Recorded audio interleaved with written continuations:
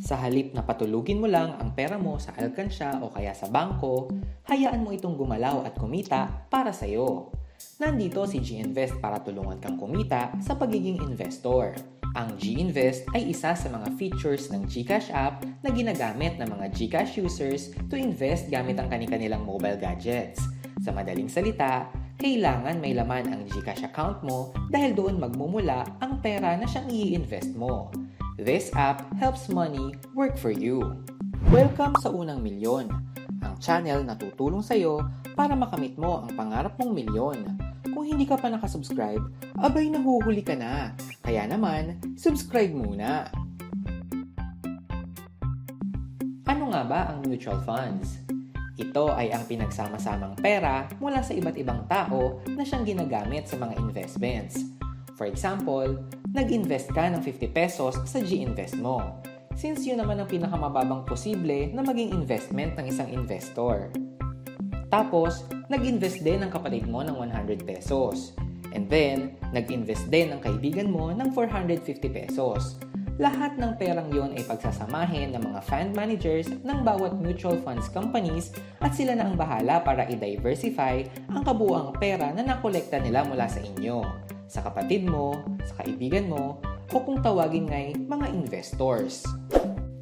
Ano-ano ba ang mga iba't ibang mutual funds na available sa G-Invest? Una, ang Atram Peso Money Market Fund. Ang Money Market Fund ay isa sa mga mutual funds sa G-Invest. Ito ay ang pinaka-safe na paraan ng pag-i-invest dahil konting pera lang yung ilalabas mo, which also means na low-risk investment lang din siya. Pwede mo siyang gamitin either for personal or pang-business. Since it is a very low-risk fund, konti lang din malamang yung balik niya. Meron siyang 0.43% na 1-year return at ang initial investment dito ay 50 pesos lang. Kung gusto mo namang dagdagan ang investment mo, ang minimum dito ay 50 pesos lang ulit.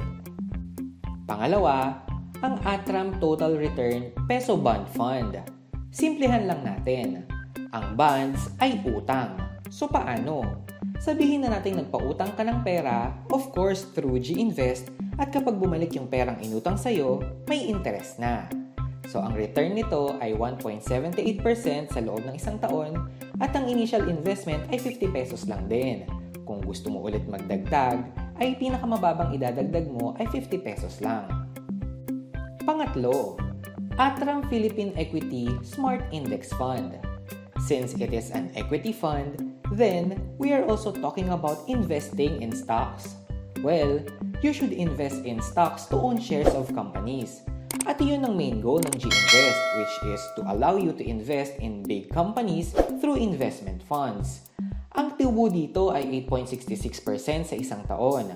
Ang minimum initial investment naman ay 50 pesos. At kung magdadagdag ka ng investment, ang pinakamababang halaga ay 50 pesos ulit. Pang-apat, ang Atram Global Technology Feeder Fund. With the term global, ang investments ay posible na mag-occur overseas. Karaniwang investment companies na related sa fund na ito ay ang tech companies like Facebook, Microsoft at Apple. Hindi katulad ng other mutual funds of G-Invest, Global Feeder Fund is not that easy to access locally. Ang 1-year return nito ay 46.24% at ang initial investment ay dapat 1,000 pesos. Kung magdadagdag ka naman ng investment, ang pinakamababang halaga ay 1,000 pesos din. Panglima, ang Atram Global Consumer Trends Feeder Fund.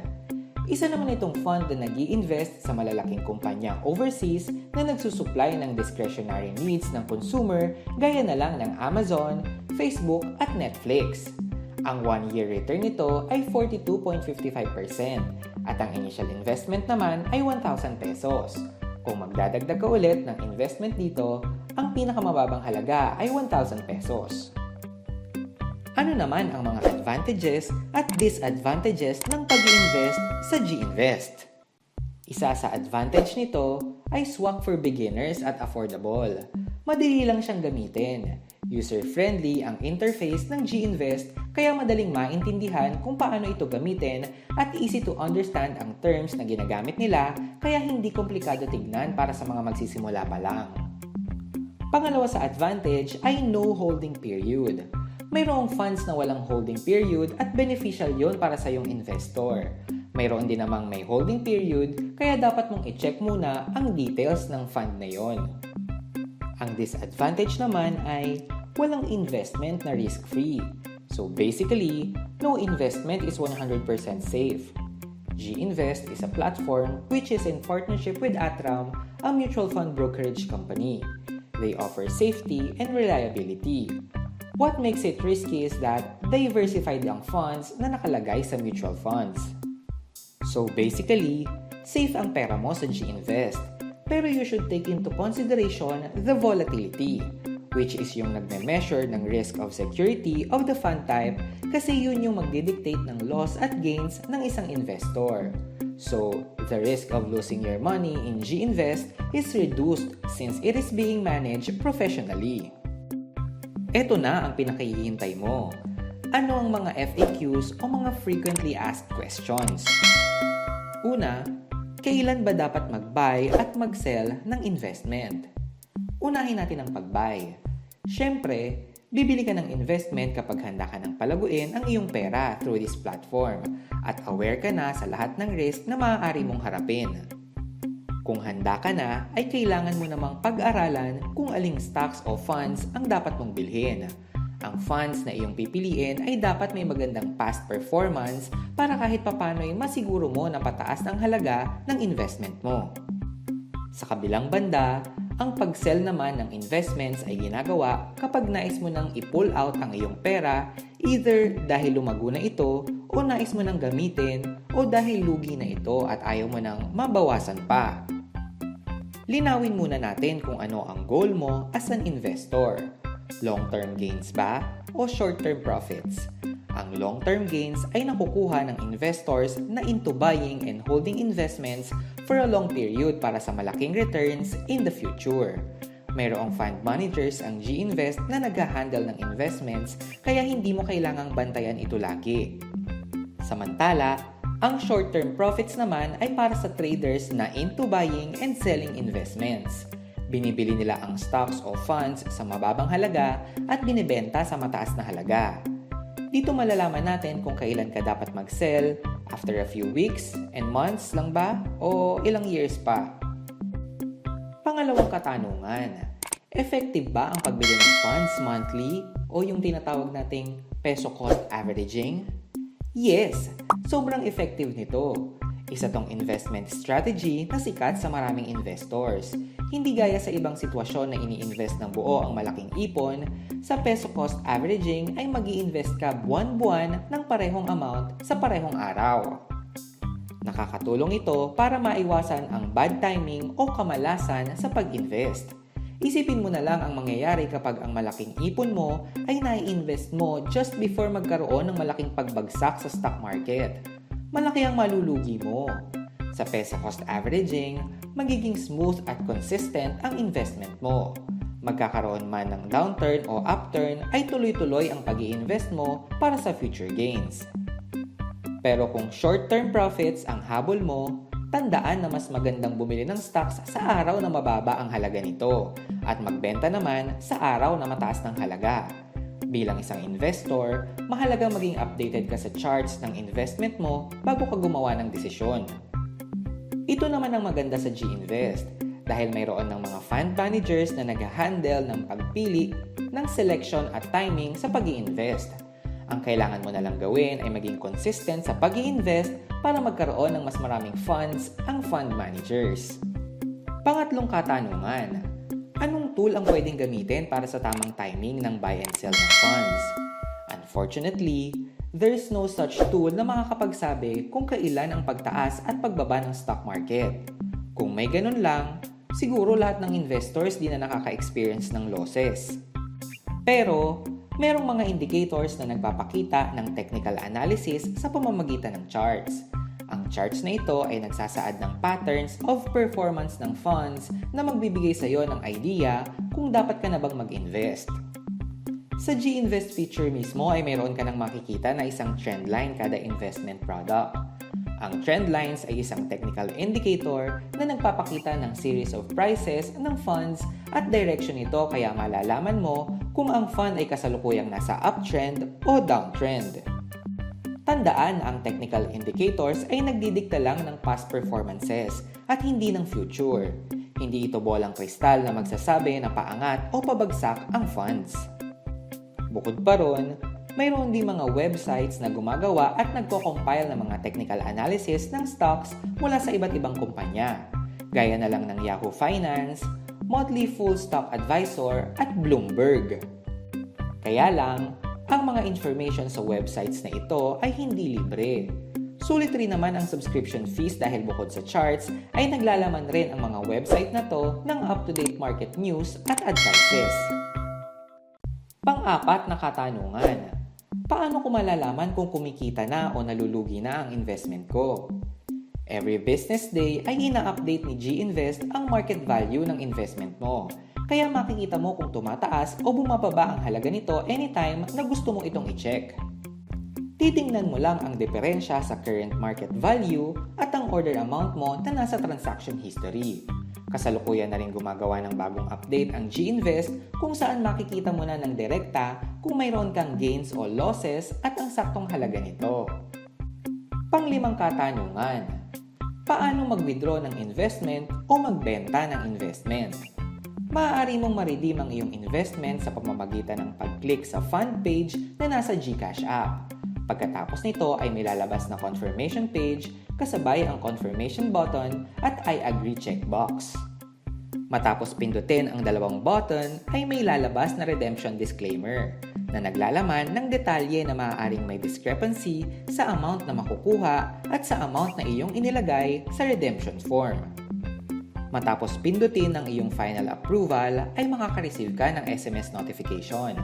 Ang buong transaction ay tinatayang umaabot ng 3 araw kung saan ay muling makakatanggap ng SMS notification ang user kapag ito ay tuluyang nakumpleto na. Pang-anim na katanungan, gaano katagal ang redemption ng sell orders? Ang pag-redeem ng iyong investment sa G-Invest ay inaabot ng mahigit sa 4 na banking days depende sa investment product na iyong napili. Ang global funds ay mas matagal ang proseso at inaabot pa minsan ng 1 linggo. Ang pag-redeem ng investment ay hindi instant dahil kailangan mong hintayin na may bumili ng iyong investment fund. Ang pag-buy at sell ng investment ay may processing days, pero kahit ganun man katagal, garantisado pa rin na papasok sa iyong account ang naturang transaksyon. Narito ang listahan kung gaano katagal ang processing kung ikaw ay bibili.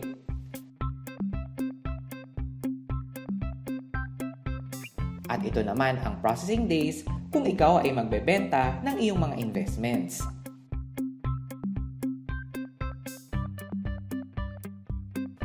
Pang-pitong katanungan, kapag ba negative na ang portfolio o value ng investment mo, ibig sabihin nun ay naubos na ang pera mo?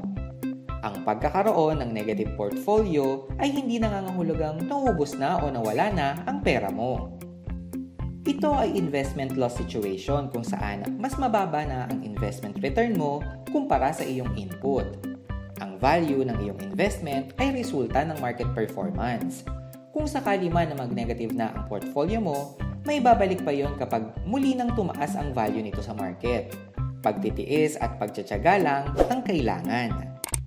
Kaya masasabing na lugi ka na nga kung ibebenta mo ang funds mo habang negative ka. Pero kung iintayin mo itong tumaas ulit, paniguradong kikita ka pa rin. Kaya hanggat maaari, huwag ibenta ang funds kung wala ka pang kinikita dito. Sa huli ay masasabing hindi guaranteed at insured ang pera na iyong pinapasok sa G-Invest.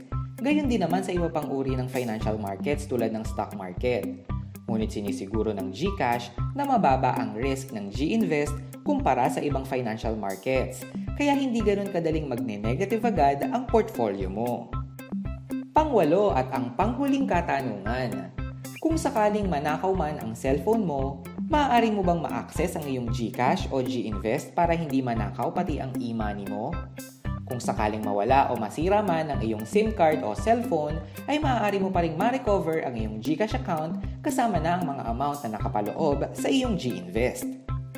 Kinakailangan mo lamang na maging maagap at mai-report ka agad ang iyong account sa GCash sa pamamagitan ng GCash support via website or GCash Help Center para ma-lock at ma-secure ang iyong account. Pagkatapos nito ay gamitin ang bagong SIM card upang ma-register at maging fully verified.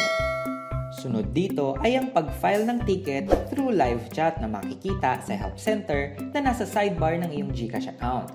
Matapos nito ay maaari mo nang ibigay ang iyong detalye at concern sa paglipat ng iyong pera sa bagong gawang account. Maaaring maging matagal ang proseso na ito depende sa mga available personnel na active sa app during business hours. Gayunpaman ay maaari mong tawagan ang hotline na 2882. May mga tanong ka pa ba na hindi nasagot ng video na ito? I-comment mo lang yan at isasama namin yan sa susunod na video na aming gagawin. Tunay na ang pagiging investor ay hindi para sa lahat. Ngunit kung ikaw ay may lakas ng loob para sa risk na ito, maaari kang makibahagi sa lumalaking investment partnerships sa G-Invest. Ito na siguro ang pintuan na magbubukas ng oportunidad para makamit mo ang inaasam mong unang milyon.